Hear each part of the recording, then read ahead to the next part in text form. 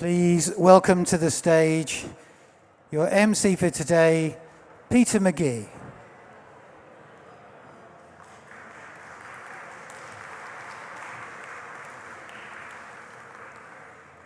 Good afternoon, everyone. Good afternoon, distinguished friends and guests. It gives me great pleasure to welcome you all today to the Challis Bequest Society Lunch for 2024. My name is Peter McGee. I'm the Executive Director of Development, Health and Medical Sciences as part of the Advancement Portfolio, and I'm very delighted today to also be your MC.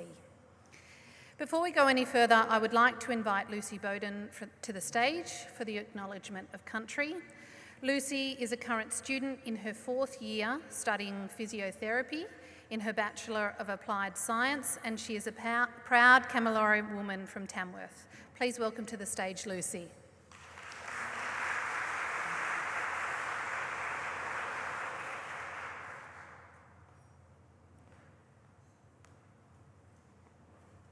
Hello, I'd like to welcome everyone to this luncheon today. As a proud Kamilaroi woman, I'd like to pay my respects to the traditional custodians of the land on which the University of Sydney stands, the Gadigal people of the Eora Nation. I pay my respects to the elders both past, present and emerging, and extend my welcome to all Indigenous people here today. So good afternoon, everyone. My name is Lucy, and I'm honoured to be standing up here today, so thank you for having me. I really do mean it when I say that I'm honoured to be standing before you today, because it gives me a chance to express to you my sincerest gratitude, a chance to try and give you a glimpse of my university experience so far and what the impact of receiving a scholarship has had on me. To be able to live and study at the University of Sydney without the stress of struggling to pay for accommodation, and how it has quite simply changed my life. Growing up, coming to a place like the University of Sydney was not on my radar. For a while, I guess university in general probably wasn't on my radar too much. It wasn't until year 12 when I did a regional schools tour to Wollongong, Sydney and Newcastle that I first discovered the University of Sydney. Before that, I hadn't heard much about it. I'd never known anyone who came here from my school. The percentage of people who graduated in my year group at school was not the highest. The percentage of people who then went on to study at university was even lower. From that small group, the percentage of people who came to Sydney at any university here was again lower. And the percentage of students from my year group who came to study at Sydney University, well, it was unheard of. And from my public school in Tamworth, I think that I was the only one. To this day, I remember this regional schools tour that I did, and I dare say that it's one of the most important excursions that I had in my entire schooling life. I remember the exact point in the quad, just out there, that I walked through, where you can see the buildings through the archway as you exit the quad. And I remember just standing there for a brief minute, feeling utterly inspired after seeing this university and hearing all the things that it had to offer, and thinking straight away, this is it, I need to come here. Getting back to our accommodation that night, I remember calling my mum and telling her I knew where I wanted to go and what I needed to do next year. I didn't know how I would get here, but I knew from that moment that one day, even if it wasn't straight away next year, I would end up at the University of Sydney. And I must say that it feels quite surreal to be standing up here almost 4 years later. For the past 3 years, I've been living here in Sydney at Sancta Sophia College, thanks to a scholarship with the Gadigal Centre and Sancta, which is basically a partnership between the University of Sydney and the college, where Sancta funded half of my Sancta fees and the university the other half. As a single parent, my mum supports me to the moon and back, and I know that if going to university and living at Sancta was something that I really wanted to do, without having the scholarship, she honestly would have sold her kidney or something drastic to get me here. But I'm extremely lucky to have her by my side, and I'm very thankful to say that because of the opportunity that this scholarship has given me, no organs have ever had to be sold to afford me to be here. I don't think that any words I could say will ever express just how much being awarded this scholarship means to me. I've been able to live rent-free at Sancta Sophia College, which, in my opinion, is one of the most supportive and nurturing environments that I ever could have found. Without having extreme financial strain on myself and on my mother, I've been able to focus on my studies, and it's also allowed me to have fun along the way and to try new things and experience new things. I've been able to flourish in this environment and in 2023 be named one of the first ever Indigenous students to be the senior student of the college, or as my mum would describe the role to her friends, the school captain. This scholarship has given me an experience that if you ask that girl applying back in 2020, she never would have thought possible. It truly has changed my life. So many opportunities have presented themselves to me since I moved here from my hometown of Tamworth, and standing up here reflecting on all of this today, the thing that's on my mind is that I would not have been able to be a part of any of this if it wasn't for my scholarship. It truly can change someone's life, which I hope that I've expressed to you all in some way today. So thank you to each and every one of you. Thank you for being here, for listening, for your time and effort in supporting students who want to do more with their lives, but don't always have the facilities to do so. The time and the effort that you put in whatever way that you choose to do it, it has the capacity to change students' lives, just like it's changed mine. So thank you.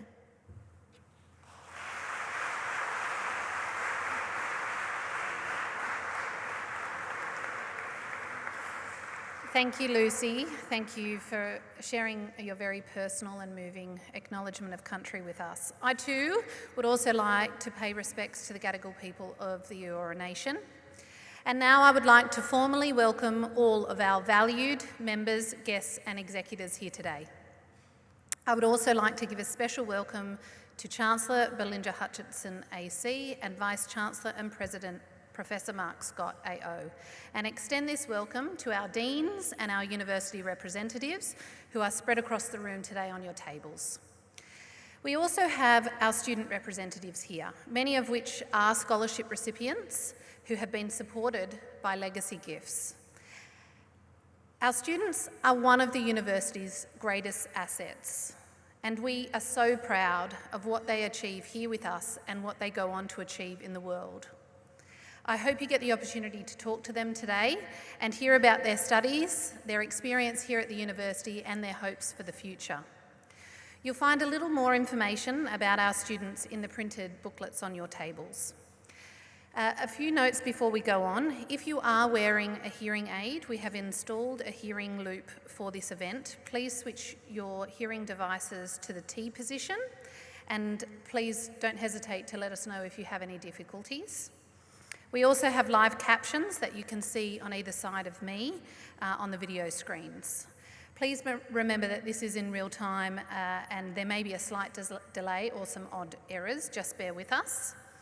For those taking public transport or taxis after the event today, we have organised a shuttle bus doing a loop to Central Station at the end of the event, and the buses will leave outside of the Great Hall at 3:20 and 3:40.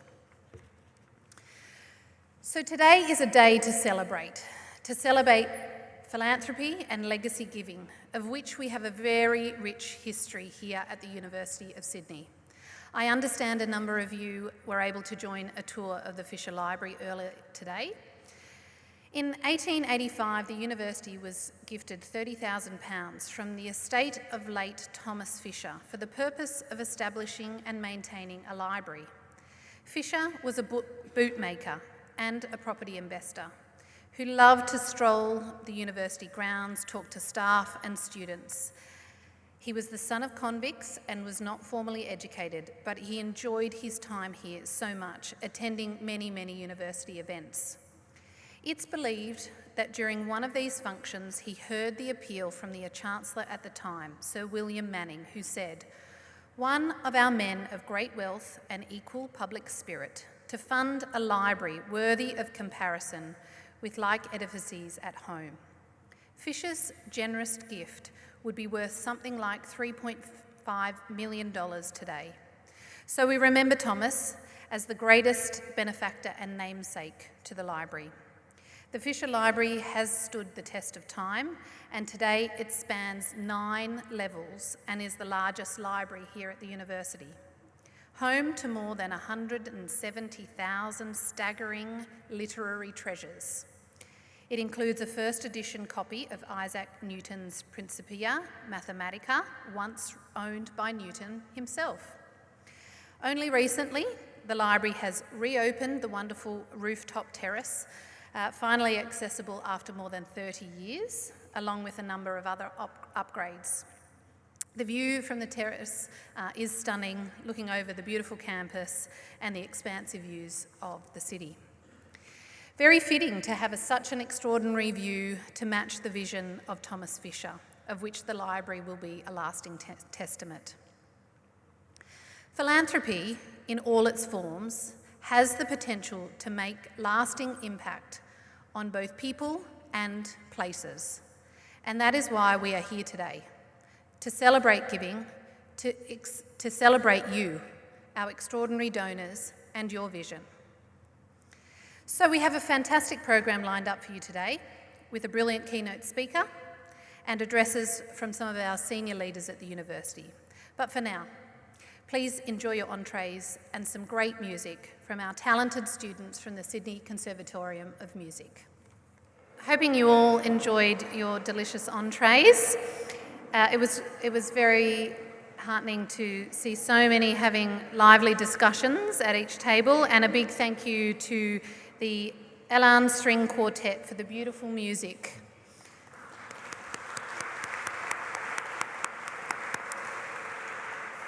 It's now my privilege to welcome Chancellor Belinda Hutchinson, AC, to the stage. Please welcome the Chancellor.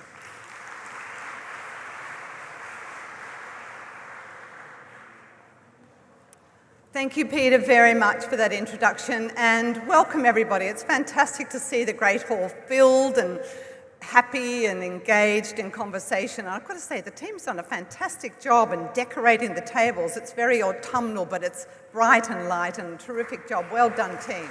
Really good. I would like to say to Lucy, thank you so much for your very moving acknowledgement of country, and I too would like to pay my respects to the Gadi people of the Eora Nation and their elders past and present. And what Lucy spoke about I think is really important for us as a university. And in fact, yesterday I was talking to Lisa Jacksapulva, who's the Deputy Vice-Chancellor, Indigenous Strategy and Services, about the importance of our Gadi scholars and scholars like Lucy. And I was so excited to hear that we now have 600 Indigenous students on our campus learning here. That is just an amazing opportunity. That has so developed since I've been here, which is just so exciting. And I just have to say, most of those students are on scholarships, and so many of you in the room have contributed to those scholarships.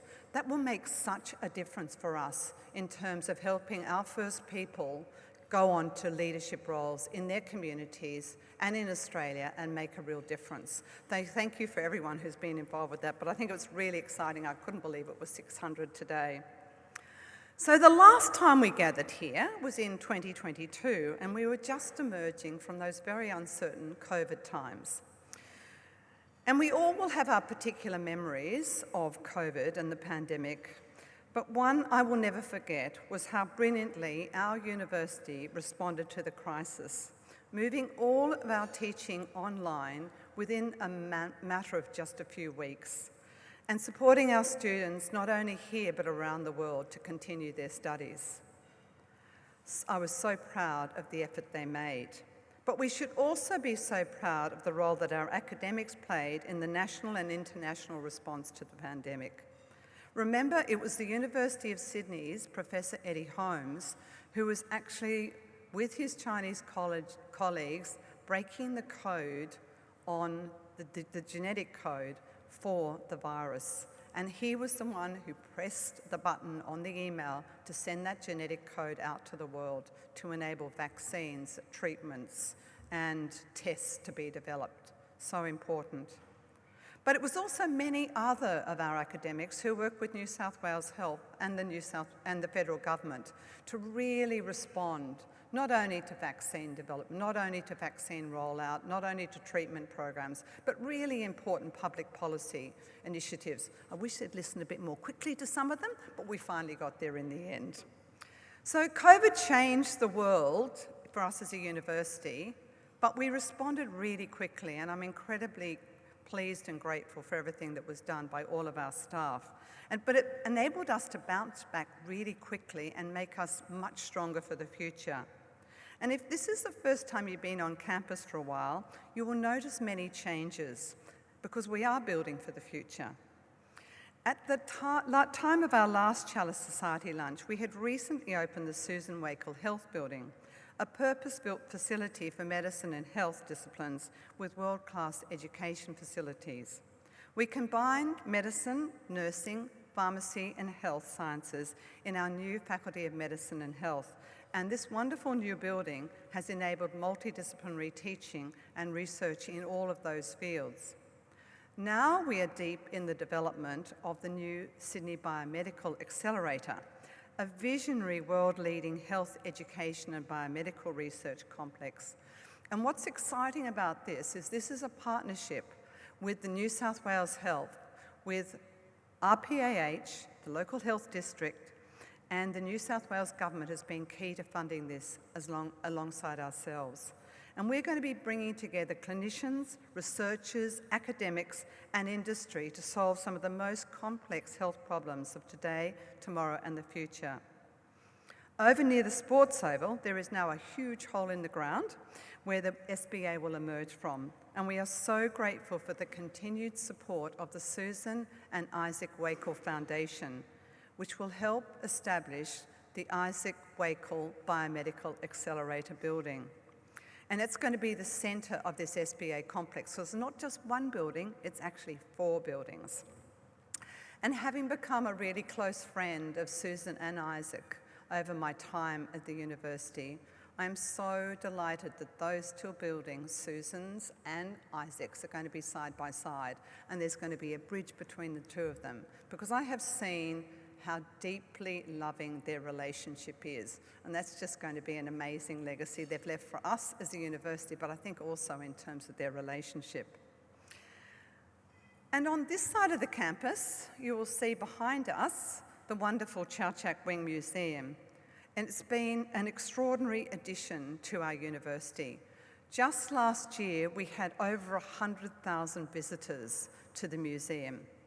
And it's just been an amazing place, not only for external visitors like the 100,000, but for our own staff and students. Our students, tens of thousands of them each year now use it for object-based learning. And having been involved in some of those object-based learning exercises, it's a fantastic way to learn. So it's become a new highlight for us as a university, but also a cultural highlight for Sydney. And we're really excited that the Biennale of Sydney has now got the Chow Chak Wing as one of its key sites. And in fact, there's an exhibition at the moment for the Biennale, which is terrific.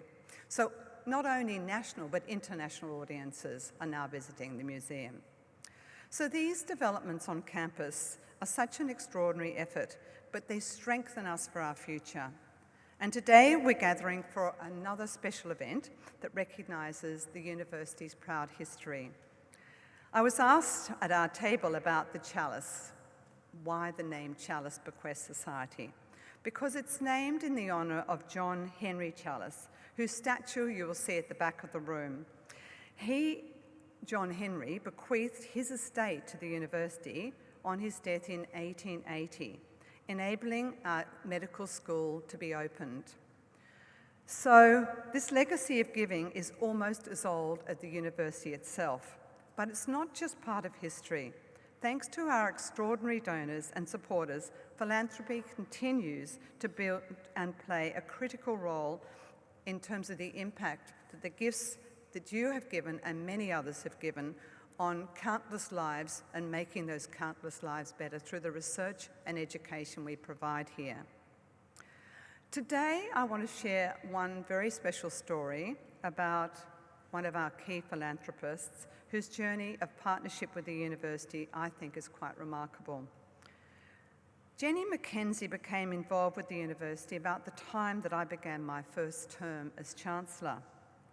I used to love getting together with Jenny because despite her illustrious career, she was a very humble woman and had a lovely sense of humour. She had a long career in media and in government and was an award-winning television director of the preschool show, Play School. I think her involvement in Play School alone is enough for any of us here who are parents and grandparents to owe her a significant debt of gratitude. But we owe her so much more. In later life, Jenny battled with cancer, and this is when she became involved in the Charles Perkins Centre. She became inspired by the university's vision for what we could achieve through bringing together academic disciplines to tackle some of the greatest health challenges of our time. Jenny made a gift to fund an early career researcher at the CPC, Dr. Malcolm Kabidi, who was researching the relationship between obesity and diabetes 2, an area that affects millions of Australians. Jenny's philanthropic support and enthusiasm empowered this young, talented researcher to realise her full potential, and over the years, Malcolm and Jenny formed a really strong relationship. Malcolm once said that, "Jenny could see and feel the passion I have for what I do. Her support gave me the opportunity to be braver in my work, which has been so rewarding." And Jenny herself said, "I'm in a position where I'm able to do something good. By giving to the Charles Perkins Centre, I hope that I can play a role in supporting the next generation of researchers to find new treatments and cures for some of society's most devastating diseases." Jenny was extraordinary, with great warmth, razor-sharp intellect, and an infectious passion. She sadly passed away in 2021, but her vision and legacy at the university will continue thanks to an extraordinary gift, a final bequest to us of $22 million. This will allow the Charles Perkins Centre to invest in the brightest, most innovative researchers and fast-track their ideas. It's hard to imagine just how far-reaching and transformative her gift will be. How many of us in this very room might feel the impact of this vital research work through our families and our friends? And how many will this gift help? As many of you are aware, I am about to stand down as Chancellor after 12 years, nearly 12 years. And it takes place at the end of June. And I must say, I'm going to be a little sad. In fact, a lot sad. It's been my great honour and privilege to serve in this role, and so rewarding to see stories like Jenny's unfold and the transformations that have taken place during my time. It's been the most challenging, but I have to say the most rewarding role I've ever had. There are not too many jobs where you get to work with people who are changing the world. They include the academics who have made such a difference during COVID. They include our next speaker, Professor Ollie Jay from the Charles Perkins Centre. He will be talking to us about his work understanding heat and health, a subject that is growing in importance every day. But it's not just our academics and students who are changing the world. A wonderful community of supporters makes such a difference through the incredible impact of their philanthropy. Many of you here have your own vision for the future, and we know it's often influenced by the passions or deep personal experiences that you've had. Whether you're giving today or leaving a legacy gift, we thank you.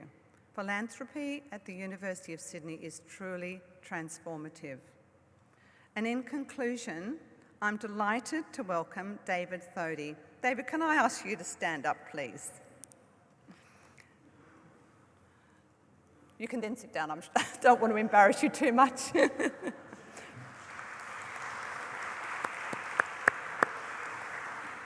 David is our incoming Chancellor, and this is his first Challis Bequest Lunch.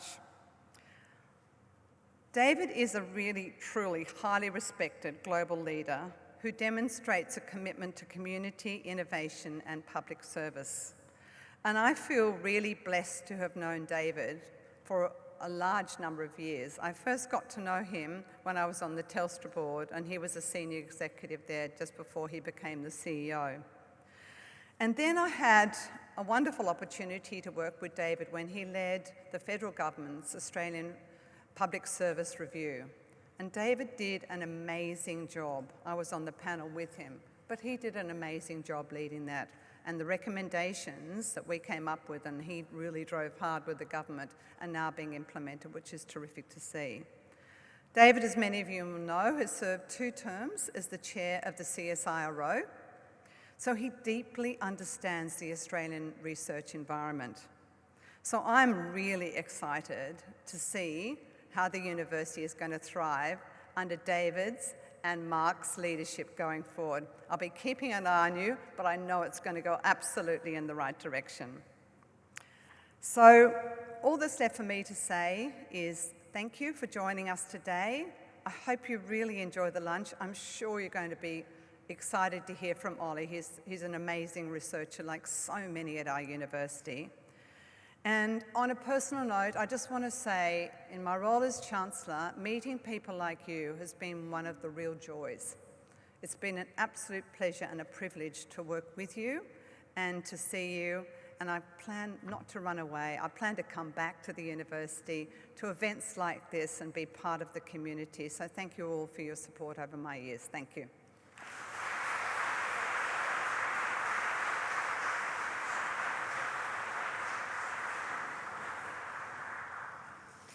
Thank you so very much, Chancellor. Thank you for everything that you have done for the University of Sydney. There has been some remarkable accomplishments during your chancellorship, and we are very grateful.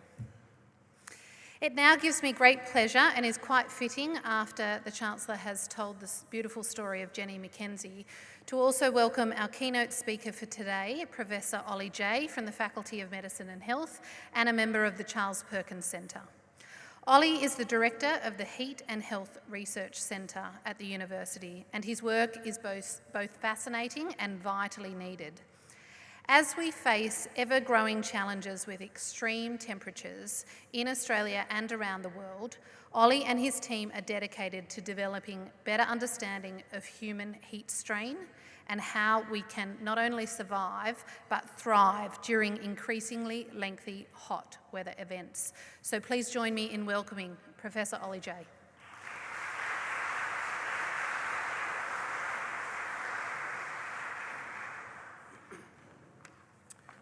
Thank you, Peter, for that introduction.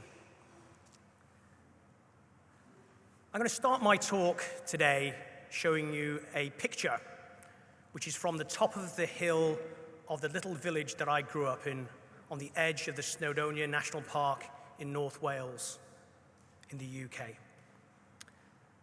It's a pretty quiet village. The population is 51. When I tell people that, they say, oh, you mean 51,000? No. 5,100? No. 51 people. In fact, it's probably not an exaggeration to say that the number of sheep outnumber the human population by a ratio of around about 25 to 1. I went to the local primary school. There were about a dozen kids in our local primary school, and they taught us everything in the medium of the Welsh language. Now, this was a big surprise for my English-speaking parents, who had no idea what was going on. Now, I must admit that the utility of being able to speak Welsh is relatively limited nowadays, but it has equipped me with the key skills that I need to perform my one-party trick, and that is to pronounce perfectly the longest place name in the world, which looks like this. Do we have any volunteers to have a go at describing this? Okay, I'll do it. Okay.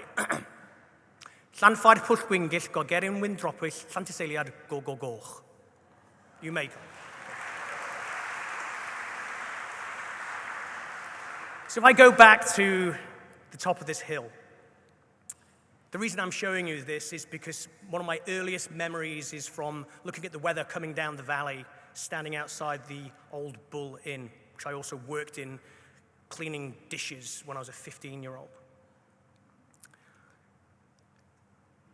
Back then, I didn't really think too much about many things, but one of the things I did really focus on is my obsession with football. And I was absolutely dedicated to emulate my hero, Glenn Hoddle, who played for my beloved Tottenham Hotspur Football Club. who now actually have an Australian manager now. He's actually doing very well.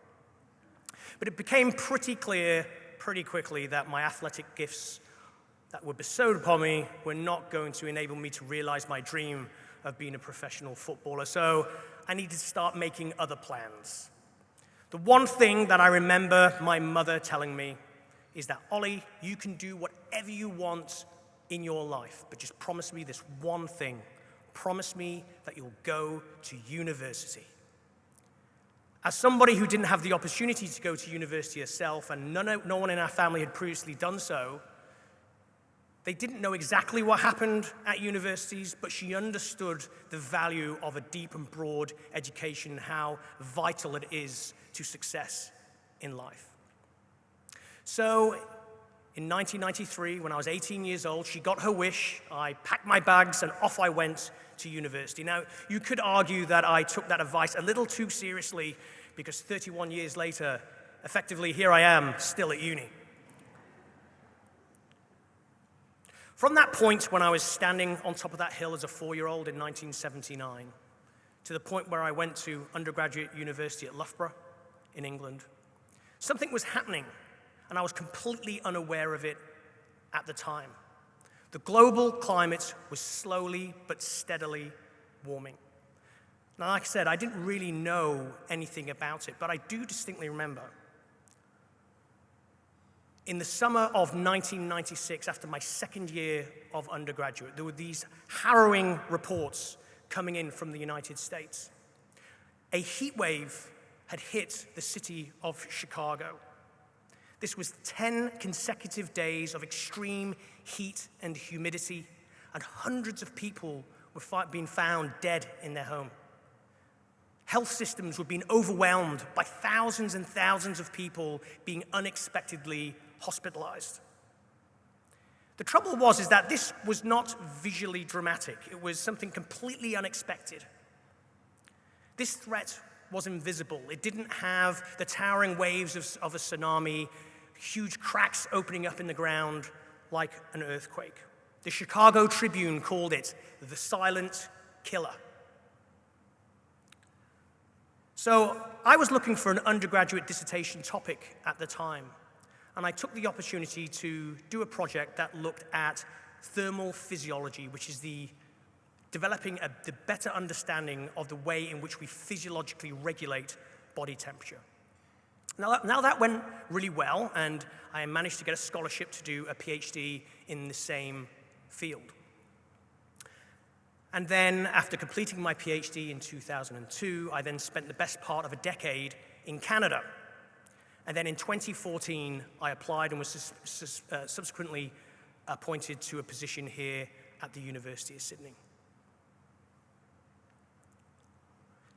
Now, at this point, heat waves were a key characteristic of every summer as far back as anyone could remember.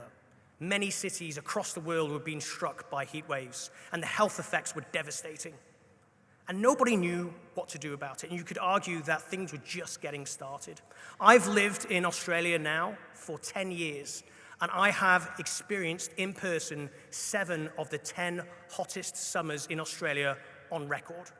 So that really gives you an idea of the trajectory that our climate is headed.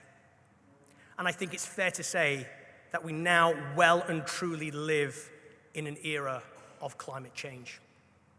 So it's clear we need solutions, but in order to develop evidence-based solutions, we really need to have a deeper understanding of what the problem is. And I'll just go through a little bit of that information now with you. We now know that it's not just extreme heat events that cause damage to people's health and well-being. We know that extreme heat and hot weather impacts human health and well-being in a variety of different ways across the human lifespan. There's excellent epidemiological evidence that demonstrates that extreme heat exposure during pregnancy results in an increased risk of stillbirths and premature deliveries. We know our children are at a greater risk of heat-related illnesses during sport and physical activity because of a physical disadvantage because of their body size, and also physiological disadvantages because of their inability to sweat as much as adults. If we look into the occupational sector, We've learned that extreme heat and hot weather is responsible for more than $6 billion a year of lost productivity in Australia alone. If we're thinking about that at the global scale, by 2030, it's forecasted to have an impact of north of $2 trillion per year in lost productivity. Then as we graduate into older age, we know that age-related decrements in the ability to sweat, our key physiological mechanism for keeping cool when we're exposed to the heat, is diminished. We know this becomes progressively worse as we age beyond 75, beyond 85. And then this risk is compounded further if we think about the way in which primary aging is interacting with the presence of chronic diseases such as cardiovascular disease, renal disease, and so forth. We also need to start thinking about the way in which this heat stress risk interacts with other features of our environment and the other features of the way in which we live. Many people are resorting to air conditioning, but that requires energy, and we need to make sure that we can deliver sufficient electricity to those who need it most during extreme heat events and avoid the probability of electrical blackouts. The Black Summer of 2019 and 2020 taught us that we don't just need to think about extreme heat, we need to think about the way in which heat interacts with poor air quality due to wildfires or bushfires. Some parts of the world are becoming steadily uninhabitable because of extreme heat. When the temperature goes above 35 degrees Celsius, the only way in which we can lose heat is by producing sweat, but that sweat has to evaporate in order to keep you cool. If that extreme heat is accompanied by high humidity, this means that you simply cannot keep your body cool, and we slowly cook inside our own body heat. There's also interactions between extreme heat and hot weather and the secondary influence of mosquito-borne diseases and waterborne diseases. Now, I'm painting a pretty grim, confronting picture here, and I acknowledge that. But we need to start focusing on solutions as well. So to that end, in 2022, we established the Heat and Health Research Centre. It was formerly called the Heat and Health Research Incubator, but we've been recently promoted to a Level 2 research centre. This brings together researchers from a variety of different disciplines to really focus on the key questions that are confronting us from the perspective of extreme heat and hot weather and the human lifespan. Multidisciplinarity is absolutely key to the approach that we take, because in order to develop comprehensive solutions to these wickedly complex problems, we must work together. The activities that we carry out in the Heat and Health Research Centre are primarily separated according to 5 priority research themes. Each theme is led by an early and mid-career researcher, because it's important to us to also foster the leaders of the future. You can see our 5 priority research themes there: maternal and child health, physical activity, sport and occupational health, aging and chronic diseases, landscapes in the built environment, and humanitarian settings. There's a few dot points below there to give you some examples of some of the activities that we're conducting research projects on right now. A key part of our centre, nested within the Heat and Health Research Centre, is the Thermal Ergonomics Laboratory. Now, the Susan Wakel Health Building was mentioned a little earlier, and we have the privilege of having that laboratory on the 9th floor of the Susan Wakel Health Building. Within the Thermal Ergonomics Laboratory, which I'm also the academic director of, we have a state-of-the-art climate chamber, a one-of-a-kind facility that enables us to simulate heat waves. So what we can do is that we can look into the weather records. We can say, Chicago 1995, it was a heat wave. What was the peak temperature? What was the accompanying humidity? We can recreate those conditions, and we expose human participants, obviously with human ethics and careful clinical supervision, of course, to these conditions, and we measure their physiological responses. These physiological responses are absolutely key because they act as precursors to the risk of heat-related illness and morbidity and mortality. We measure how hot people get. We measure how much work their heart has to do in order to keep them cool. We measure how dehydrated they become. We measure how much damage is happening to their kidneys. And we can use these indicators as a means of determining who is most at risk, but also we can systematically assess the efficacy of simple, low-resource cooling strategies that the most vulnerable to heat waves can adopt.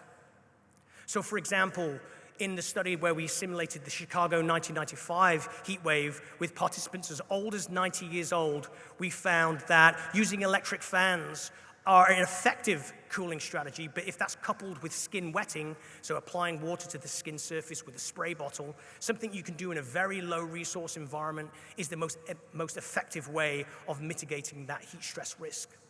We did another study where we simulated the heat wave of Adelaide in 2014. This is very different. Instead of it being very humid, it was very hot, 47 degrees Celsius, but very dry. The solutions in that particular case are completely different. If you use an electric fan in those types of conditions, it's likely to aggravate the problem. In fact, we know it doubles how hot you get. It triples how much work your heart has to do. But applying water to the skin surface is the most beneficial solution in that particular case. And we estimate that if people used these solutions in these particular circumstances, it could have saved dozens, if not hundreds, of lives, not to mention alleviate the burden on the health system. Another exciting feature of this climate chamber is that it enables us to simulate heat waves of the future before they happen. We work with climate scientists who enable us to understand, based on the different carbon emission trajectories that we embark on from today, what a heat wave is going to look like in 2090 relative to the decisions that we make with respect to our carbon emissions. And this is a real powerful tool because it enables us to demonstrate what the consequences of our decisions today are going to be before it is too late. And that's something we're very excited about moving on forward. One of the big things as well that we are confronted with every summer is that we are developing excellent data on what people should be doing to keep themselves cool and safe. But the question is that we're constantly finding is how do you get that information into the hands of the people that need it the most? We partner with the World Health Organization, New South Wales Health, the Victorian Department of Health. And we've rebooted all of their extreme heat strategies to make sure that the data that we've developed from our studies is delivered to the end user. Another question that came up when I was in conversation with the World Health Organization was that a challenge for people is to understand their own individual heat stress risk. There are about 200 people in this room right now, and if we're all exposed to the same conditions, the risk is very, very different. I had a conversation with Anthony on my table about this just now. So what we've done is work with the New South Wales government to develop the Heat Watch app, and we've got a poster in the corner, so if you'd like to scan the QR code and have a play with that app, you're welcome to do so. And what this enables users to do is enter individual information around their age, what type of medication they're on, whether they have a chronic disease, if they live in a house with air conditioning or not. And then it integrates that information along with the latest available weather data, and we enable people to judge their own individual heat stress risk on an easy-to-understand scale. We also use this as an opportunity to push evidence-based cooling strategies that we know will work for people, and those recommendations are catered to the individual based on the circumstances that they've told us about. We also offer a 7-day forecast, which then allows people to plan their activities in advance of extreme heat. I'm going to change tack very quickly here from the most vulnerable to a completely different circumstance that is impacted by extreme heat: elite sport. We also work with grassroots sports as well. Back in 2017, I got a phone call from Carolyn Broderick. Carolyn is the Chief Medical Officer of Tennis Australia. She'd just been appointed. She's now the Chief Medical Officer for the Australian Olympic team. And she'd learned about our work through her role on the management committee for the National Rugby League, because I developed the extreme heat policy for the 2017 Rugby League World Cup. And Carolyn invited me to develop a new extreme heat policy for the Australian Open. So we went ahead and did that, but one of the things that we realized is that we needed to develop a system that enabled people to understand very carefully and in detail what their heat stress risk is, and also what should be done when different heat stress risk thresholds are exceeded. So to that end, we developed something called the Australian Open Heat Stress Scale. It was an enormously successful thing that we did, and we've now delivered it for 6 consecutive years, and despite it being hotter than ever, we've reduced heat-related medical call-outs at the Australian Open by more than 50%. And this has been so successful that now the Olympics have agreed that this is the system. They've endorsed our system as being the system to be used to manage all heat stress risk questions for all Summer Olympics across all sports moving forward, starting this Northern Hemisphere summer in 2024. Another thing that this work enabled us to do is to embark on a commercial adventure as well. So with the support of the Periscope Award at the University of Sydney, which is a new award that was recently established by a Deputy Vice Chancellor of Research, and the CSIRO on Accelerate program, we are now on the road to commercializing something called EMU systems. We developed some new technology called the Environmental Measurement Unit, which we've deployed at the Australian Open. The first time that we tried to make these, they looked like birdhouses in 2019. And eventually, people wanted to start buying them, but we couldn't sell them birdhouses, so we wanted to create something that looked a little bit fancier. And so we worked with some product designers to try to make it look like a commercial device. So we're in the process where by June, we'll be spinning out EMU systems, which will enable us not just to deliver heat stress management solutions to sporting bodies, but also to occupational sectors, such as the agricultural sector, the manufacturing sector, or construction. I'll finish talking about some work that we are also doing from the perspective of sustainability. We have to accept that the #1 way in which most people with means are adapting to extreme heat is by turning on an air conditioner. A picture like this is not unusual in tropical countries such as Hong Kong or Singapore. And these are becoming increasingly evident in Australia as well. In fact, 75% of Australians own an air conditioner. But the problem with air conditioning is that it's locking us into this vicious cycle whereby it's hot, we cope by turning an air conditioner on, that air conditioner is fueled by electricity that is predominantly generated by fossil fuel power plants, which belch out greenhouse gases into the atmosphere, which then aggravate global warming, which then results in us using our air conditioner more. And we're locked in this cycle, and it's getting tighter and tighter because more and more people are buying an air conditioner. So what we need to do is incentivize people to reduce their air conditioner use, but without sacrificing anything. We wanted to create a win-win situation. So to this end, we've been pioneering over the last couple of years something called the fan-first cooling strategy, which encourages people to move air more and chill it less, but they'll feel just as cool.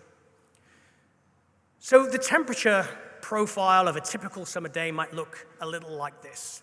It'll be cool in the morning, it'll warm up later in the morning, and it will stay warm throughout the afternoon, and then when the sun sets, the temperature will go down. Now, the way in which we're using our air conditioners right now is that we set it to avoid us feeling thermal discomfort. We don't want to feel uncomfortable when we're exposed to the heat.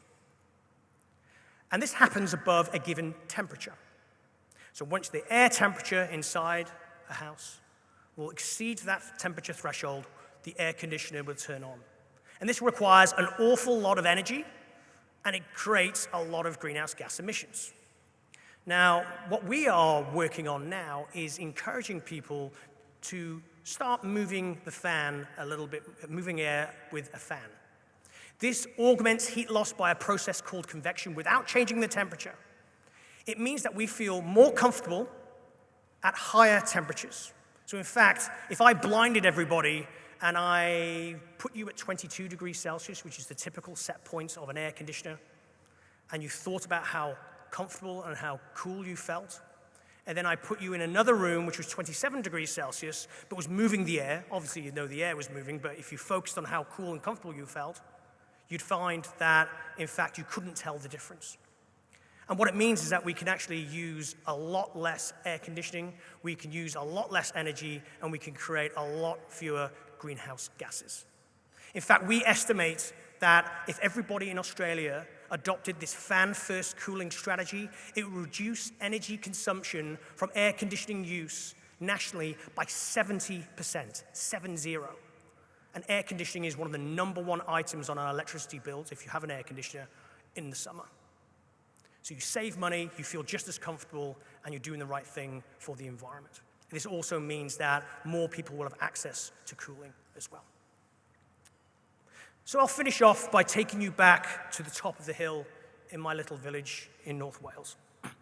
One thing I didn't mention at the start of my talk is that in 2020 I became a father. A little late to the game, 45 years old, but that's okay. Even though she did wake me up at 5 a.m. this morning wanting to play. She hasn't been back to Wales yet, but this Northern Hemisphere summer in July, I'm going to take her to this spot. And we're going to look down the valley and watch the weather. The view is probably going to look very, very similar to the way it looked when I was 4 years old. But so much has changed. Back in 1979, when I was a 4-year-old boy, climate change wasn't something that anybody spoke about.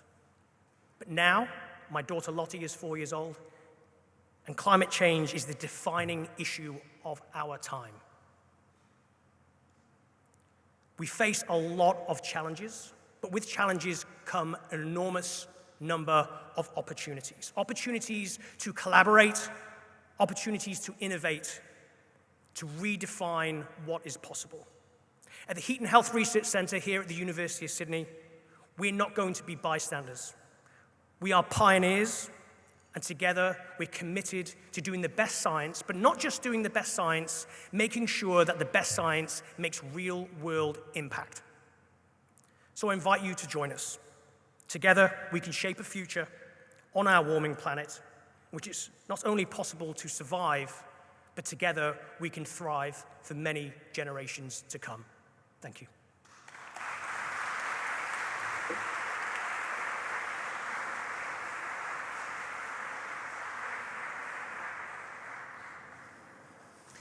Thank you very much, Ollie. Thank you for sharing your work with us. It's very clear, and I think we can all agree in the room, that clear research, and in particular research translation, is going to be very important. In fact, it's critical for us to further understand the effects of temperature change on human health. So we thank you and your team for pioneering new early warning systems and response plans and interventions that we will all be using into the future.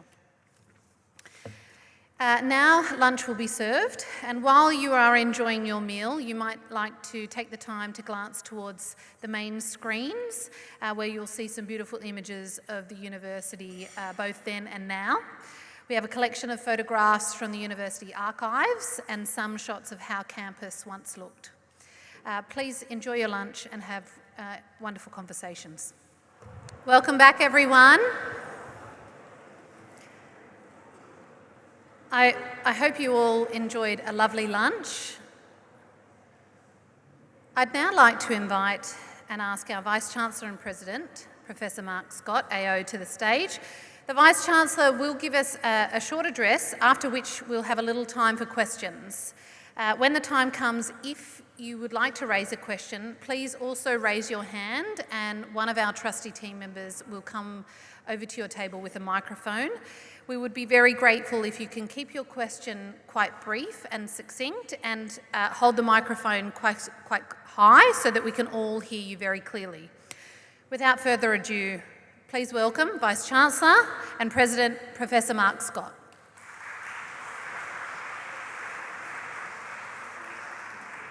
Well, thank you, Peter, and thank you for your convening of this event today and acting as MC. You've done a wonderful job. I also want to thank Lucy for that wonderful acknowledgement of country, and I also want to acknowledge traditional owners in the land in which we meet, the Gadigal people of your nation, and pay my respects to elders past and present. And I want to thank our friends from the Conservatorium, the Aland String Quartet, for playing so beautifully for us today as well. I remember about a year ago talking to our media team at the university, who had been having a very busy day.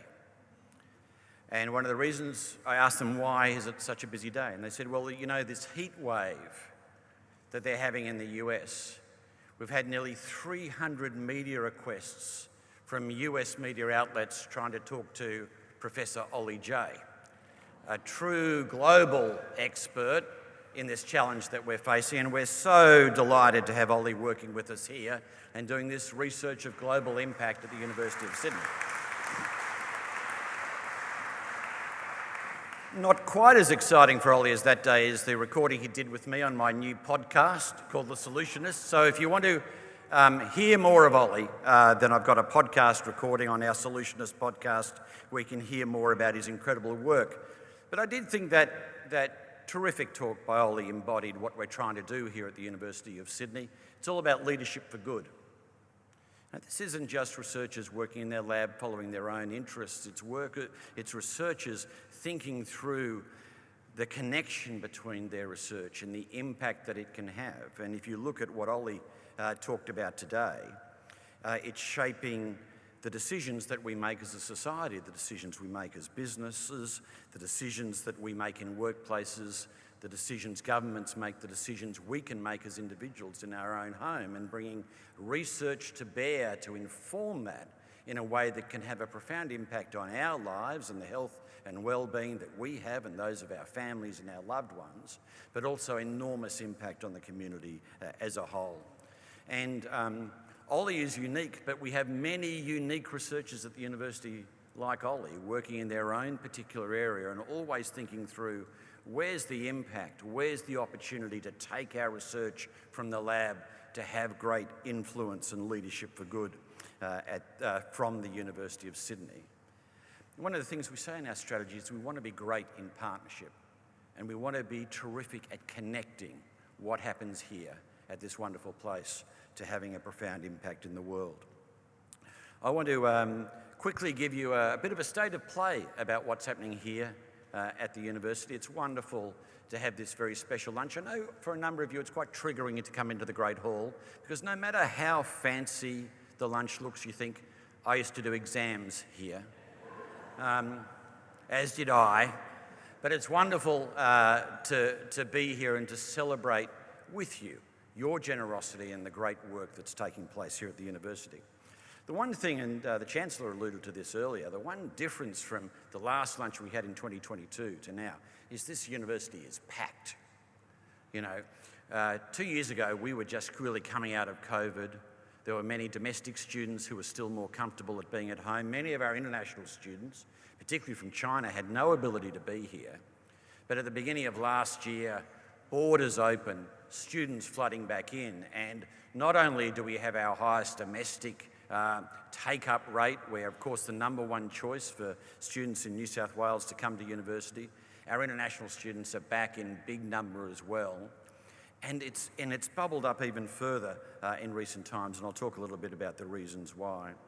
We feel a particular responsibility to many of these students who are disrupted by COVID and spent possibly some years of their schooling or early years at university isolated and disconnected.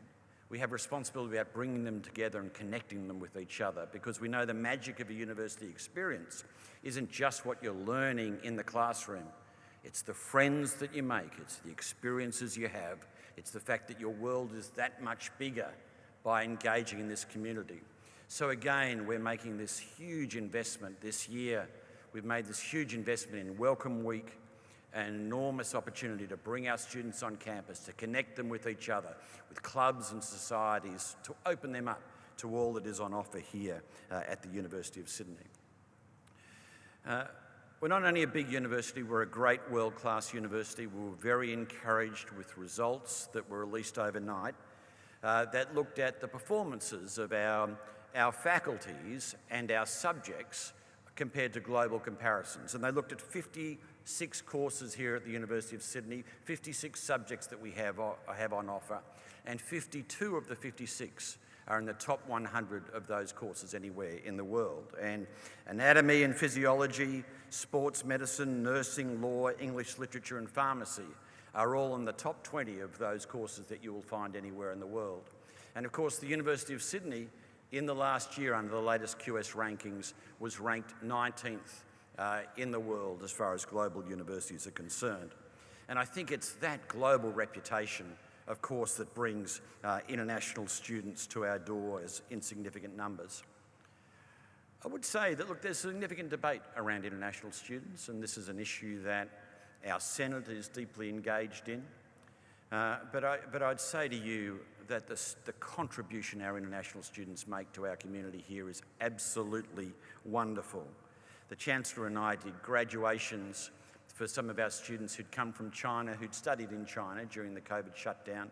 And you meet those students, they are so proud and excited of being graduates from the University of Sydney.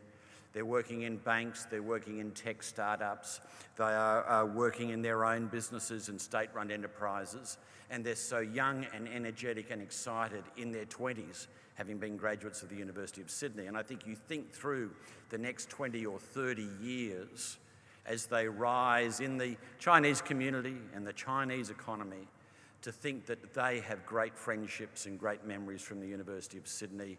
The strength of that friendship and that partnership will be an asset to Australia for decades to come.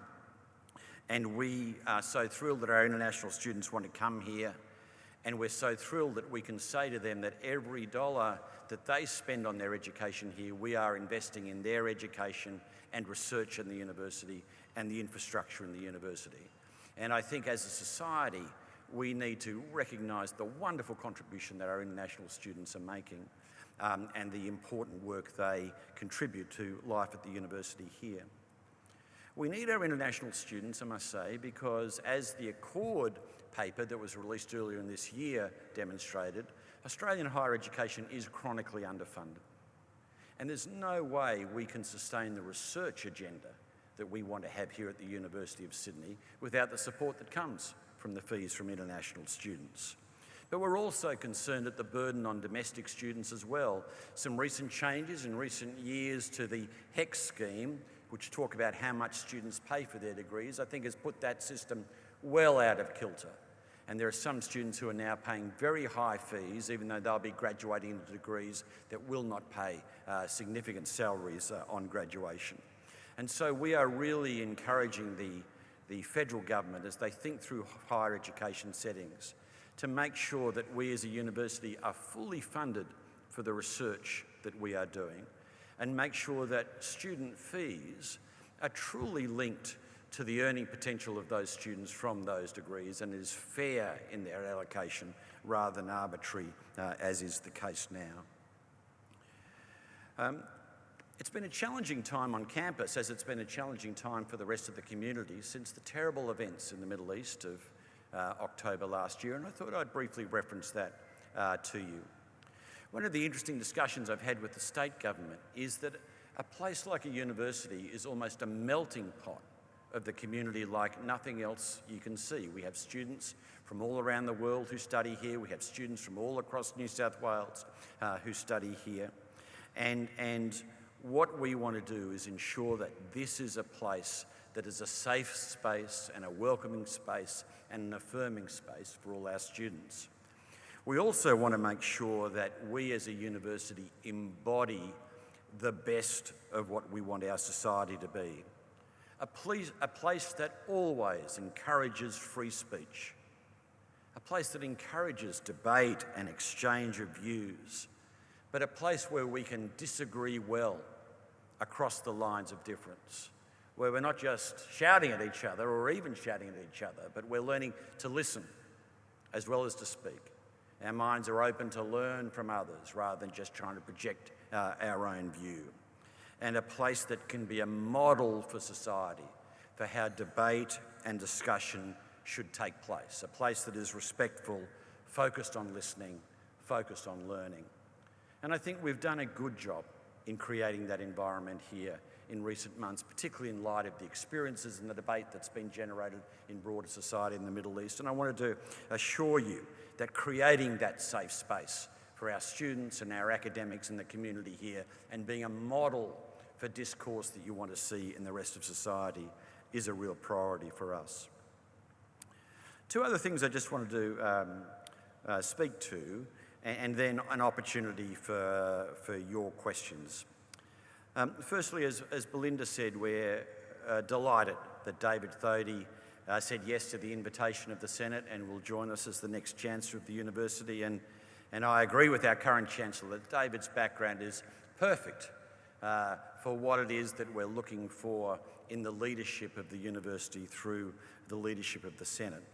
A commitment to public service as indicated by that great review of the public service he did in recent years, a commitment to high quality research as exemplified by his chairing of CSIRO, and also his ability to deeply engage with large, complex, public-facing institutions like being CEO of Telstra and thinking through where the technology will take us and where the opportunities of technology come. And like Belinda, I've known David for a long time and I really value the opportunity of working with him. But as he understands and we understand, I think Belinda, you said you weren't a little sad, you're a lot sad that the time has come, and of course we're a lot sad as well. And now's not the day for the farewell speeches and tributes to Belinda. There'll be a little bit of that in the months ahead. But Stephen Garton, who many of you know, has said publicly in this hall that he can't think of the last century of a Chancellor who's had greater impact on the university than Belinda Hutchinson. A physical transformation of the campus, an enhancing of our international reputation, a champion of researchers like Ollie Jay and the great work that happened and it happens at the university in the building of our multidisciplinary initiatives, outstanding reforms of governance that makes our Senate absolutely outstanding in the contribution that it makes, and finally, as demonstrated here, a commitment to the broader university community that says the university community isn't just those who are studying here or are teaching here who are working here. It includes our graduates and all that have graduated from the university and all who find kindred spirits here. Those who may not have studied at the university, may not have had children study at the university, but find kindred spirits or excitement in the engagement and the opportunities available here. People who are excited by the work that Ollie Jay is doing, and we want to get a part of that. And so the strength of our alumni network grows and grows. The strength of our advancement portfolio grows and grows. The strength and commitment of the group here at the Challis Bequest Society grows and grows. And that makes the university stronger and more dynamic and in a position to take on these great global challenges and opportunities that we face. So we thank her for this extraordinary contribution, and I know you want to thank her again now for her service as Chancellor of the University.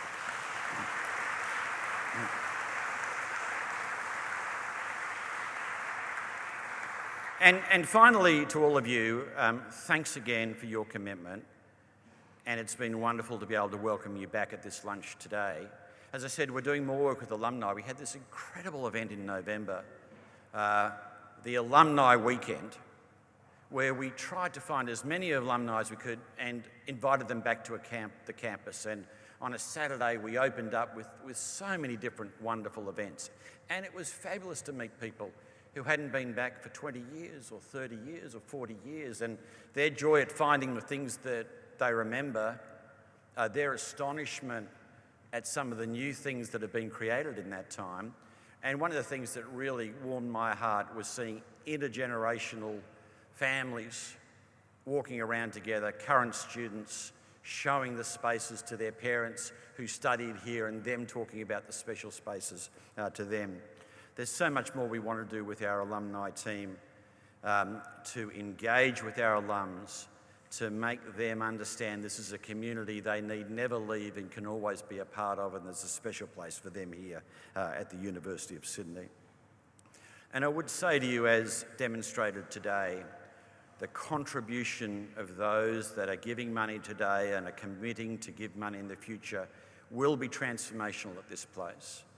It will be transformational in terms of the educational opportunities that are offered to people like Lucy, opening the doors of this university to those who would not be able to come here to take advantage of all of those opportunities. It'll be transformational in the ambition that researchers like Ollie can have, and the scope of the work that can be undertaken, and where that work might take us and the impact that it might have. We have bold visions, exciting opportunities that are bubbling everywhere at the University of Sydney, and it's with your support that all these things become possible and the transformations become real. So I'm going to pause there because I know you'll have some questions about things I've said or other things or things that you've heard or things that you think we should discuss today. And we've got a few minutes for that before my microphone will be turned off. So there are microphones in the room. Where are those microphones? There they are. Now, if you're holding the microphone, you might have to ask a question yourself if no one has a question, and I'm sure that wasn't the deal that we made when we gave you the microphone. So are there questions from the floor that people would like to ask today? Who's going to ask that first question? The first question is always the toughest, and we're glad you asked. Here is the microphone for you, sir. It's an easy one, I think. All right. We're reading a lot about AI. Yes. How is the university going to deal with that and the increasing complexity of AI in, I suppose you'd call it fraud, wouldn't you? Yes. So that's such an important question, and I can assure you we are wrestling and dealing with that question every day. I think there are issues that come to bear around the integrity of the assessments that we are running and how resistant those assessments are to the ability for AI to be used in a way that might give some students an unfair advantage. And in a funny sort of way, I think we've dealt with this in different incarnations for a long time in education. I remember the debate about pocket calculators in mathematics and then the use of technology, online technology and the like, but AI is at a different level again. I suppose the way we're thinking about it is the one thing we know for sure is that our graduates now will be dealing with AI or variants of AI or advances on AI for the rest of their careers. So we have a responsibility to equip them to use the technology as it is emerging now and to have the confidence and the capability to be able to back themselves, to be able to use the technology as it evolves and advances over time. So what you're actually seeing around the assessment question is two different types of assessments that are coming back to bear. One of them you'll remember. I think we're going to see a return of pen and paper assessments where you sit down and you write your answers in the rooms like this. Future students will be traumatised by this room the same way that some of you were traumatised by that room. That's okay. We know how to do that, and that will be part of it. But what increasingly our assessments will be asking our students to do is use AI as part of the assessment, to engage with AI, to seek answers from AI, to be able to interrogate AI, to be able to critique the answers and responses that are delivered by AI, to actively show an engagement and a mastery of that technology. We know that when we graduate students, we make a commitment to the community that these students can do the work we're asking them to do. But we are thinking very carefully through how we're using AI as an ability to enhance learning in the classroom and how we can use AI in assessment and also safeguard in and around AI. So we're actively engaged. I don't want to sound like I'm just promoting my podcast, but on the latest edition of my podcast, Professor Danny Liu is interviewed, and Danny is talking all about this, the opportunities and the risks of AI in education and how we can get to a point of mastery. And what we're seeing around the country is I think the University of Sydney is advancing the thinking of this more quickly and in a more detailed way than any other university, and other universities are beating a path to our door to engage with us about how to do this best. Thank you for your question. Now that first question's gone, the more hands will emerge in my experience. Yes, they are. Some up the back too. Okay, over to you, yeah. My question's around the direction of research. Yes. And choosing the direction of research. And in particular, how do you balance choosing research areas where the university has strength and research areas where there is a demonstrated need either on the Australian scene or on the world scene? Yeah. Such an important question, and Emma Johnston's here, and she's at work on our thinking through our research strategy again now. There are. Look, I think in a time of finite resources, we are increasingly thinking about what's the unique contribution that we can make. What do we back in? And I think that goes to looking about where our research strengths are, where we have strong teams coming together and backing in those areas of success where we can. And there's no doubt, and you can see it with something like the Charles Perkins Centre, where we identified research gaps and areas of need, and we thought we were well positioned to make a strong global contribution in those areas. We made the investment and we've done that. So I think we're doing that quite well. The other area that we identify, I was at a launch of a wonderful new laboratory over at the Chris O'Brien Lifehouse yesterday, and one of the things I said is that we believe when it comes to the most complex problems facing humanity, no one researcher operating in one discipline in one laboratory will be able to come up with the answers to all of that. So what we increasingly see is teams being created from within the university, but outside the university and other great institutions coming together to attack a problem from multiple different perspectives. So I think part of our question too is to think, where are the areas that we are in a unique position to make a contribution to a global search around the challenge? The other area, though, I think is one that we need to defend quite strongly. It's interesting with government, and I can understand this, there's a view for where's the impact of your research? What can you commercialise? How do you translate that research? But we know that research is hardly linear. And we have many researchers who are doing research today, what we describe as basic research. They don't actually know what the answers are going to be that they might find, and they don't actually know what the impact of that research will be. And we know in the suite of research offerings that we have, we need to focus on impact and commercialisation and how we translate that research, but we also need to let researchers do their things. Because what might seem to be an odd or a strange idea now, in 10 years' time might be a vital key, a vital ingredient to a solution that has profound impact.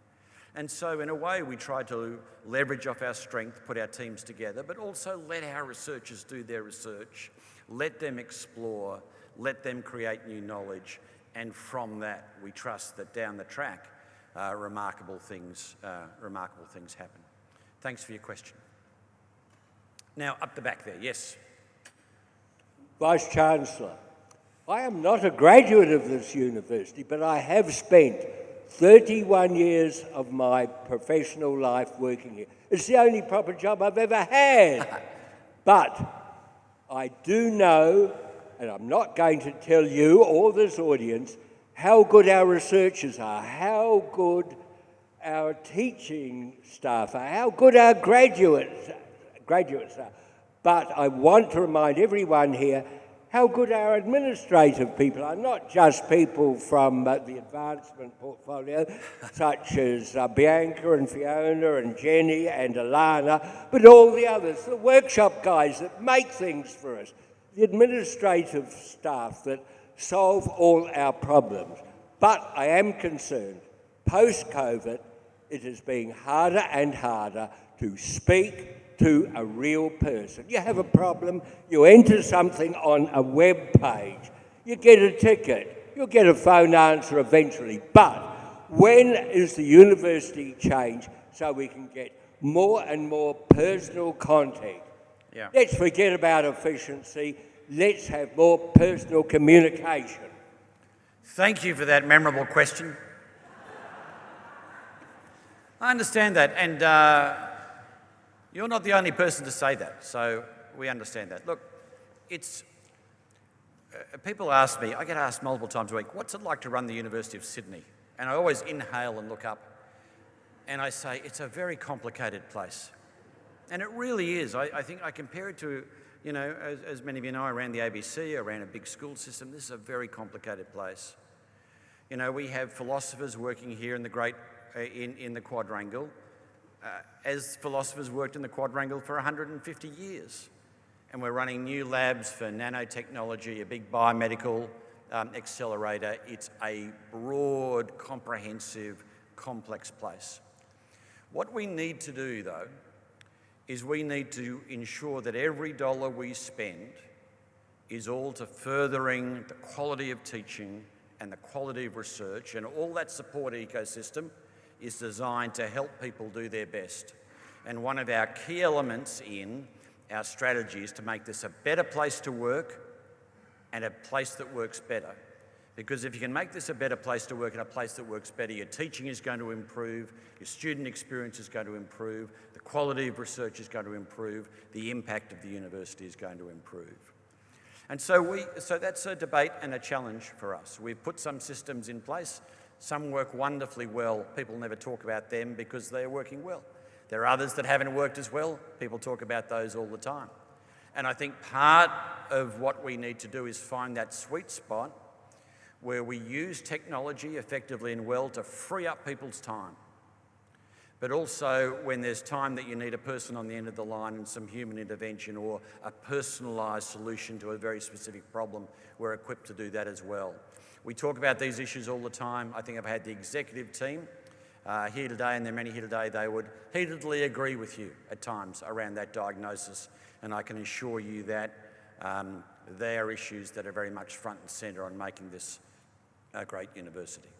Thanks for your question. Now, do I have time for one more question, Luke? You only give me one more question?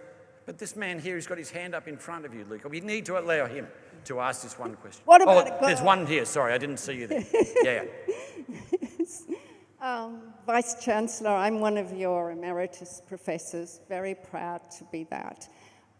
You mentioned in your speech that you touched on freedom of speech. You touched on the need to be able to disagree well, and I'm so pleased you used those words.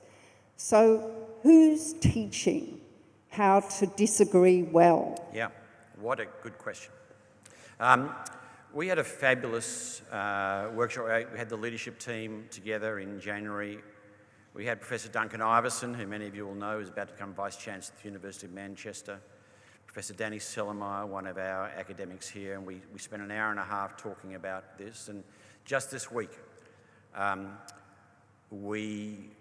had meetings where we are developing a program of events and opportunities in teaching where we are looking to do just that.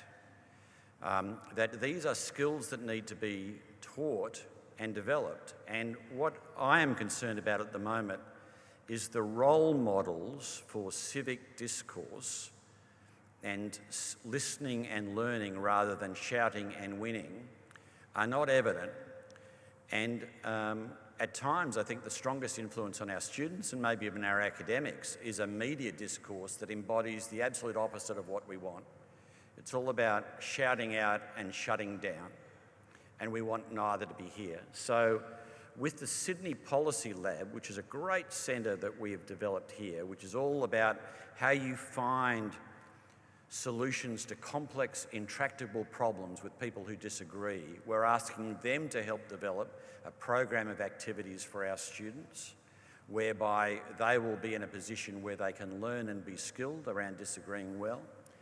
And I'm open to the idea that we may even need, over time, if society continues to go down this path, a curriculum offering and solution that finds that way more into classrooms too. So this is work we're actively doing, and it's very important. I think we've got great people here who are passionate about our need to deliver this and our responsibility to students, and that's what we're going to do. Now, I promised you a question. I'm going to come and answer it personally to you later on. All right, thank you very much, everyone.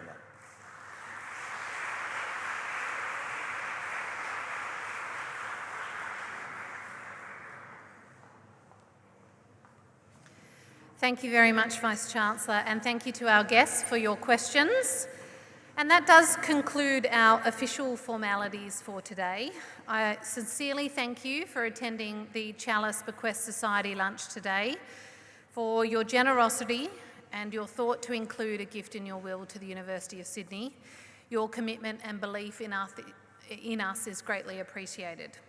As is now tradition, you are welcome to take home some of the flowers that are centrepieces of our tables today. If that does interest you and you'd like to take one home, please see our staff at the registration desk to collect, as well as don't forget anything that you've left at the cloak storage. The programs and the gifts that are left on your table, please take with you home as well. The shuttle bus to Central Station will depart outside the Great Hall at 3:20 and at 3:40, but you are most welcome, very much so, to stay on campus. If you didn't have an opportunity this morning to join the Fisher Library tour, I also would highly recommend a visit to the gorgeous Chowchak Wing Museum, which is open to the public till 9 p.m. tonight. Dessert and tea and coffee will be served, so please stay, continue your conversations on your table, fellow guests, academics and our students. All is left from me is to thank you very much for attending today. It's been an absolute treat to guide proceedings this afternoon, so thank you very much and have a very wonderful afternoon, everyone.